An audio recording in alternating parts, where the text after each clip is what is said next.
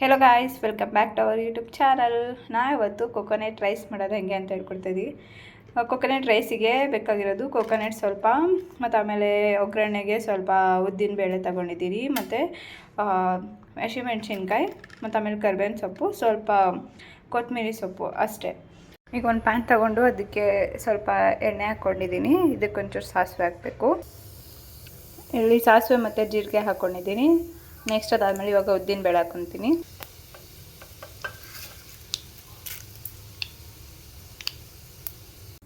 ಉದ್ದಿನ ಬೇಳೆ ಹಾಕ್ಕೊಂಡು ಫ್ರೈ ಮಾಡ್ಕೊಂಡಿದ್ದೀನಿ.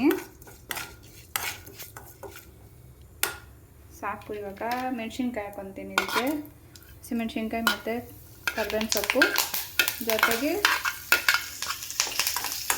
ಕೊತ್ತಂಬರಿ ಸೊಪ್ಪು ಹಾಕ್ಕೊಂಡು ಫ್ರೈ ಮಾಡ್ಕೊತಾ ಇದ್ದೀನಿ.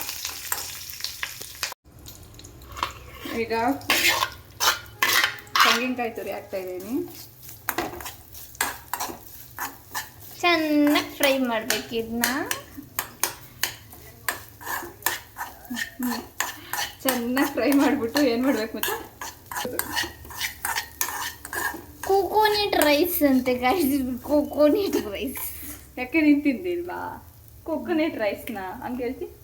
ನೆಕ್ಸ್ಟ್ ಉಪ್ಪಾಕಿ ಅನ್ನ ಹಾಕಿ ಹುರ್ಕೊಳ್ಳಿ.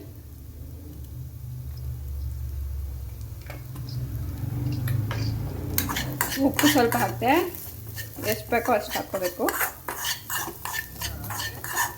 ಇದಾದಮೇಲೆ ಬಿಸಿ ಅನ್ನನಾದರೂ ಹಾಕೋಬೋದು, ಲೆಫ್ಟ್ ಓವರ್ ಅನ್ನನಾದರೂ ಹಾಕೋಬೋದು. ನಾವಿವಾಗ ತಂಗ್ಳನ್ನ ಇದೆ, ನಾವು ಅದೇ ಹಾಕೋತೀವಿ. ತಂಗುಳು ಅನ್ನ ಇಷ್ಟೇ. ಇದ್ರದ್ದು ರೆಡಿ. ಈಗ ಅನ್ನ ಹಾಕ್ಬಿಟ್ಟು ಕಲಿಸ್ಕೊಂಡು ತಿನ್ನೋದಷ್ಟೇ. ಫೈನಲಿ ಈ ಥರ ಕೊಕೊನೆಟ್ ರೈಸ್ ರೆಡಿಯಾಗಿದೆ. ನಿಮ್ಮ ಮನೆಯಲ್ಲೂ ಬೇಕಾ ಮಾಡ್ಕೋಬೋದು.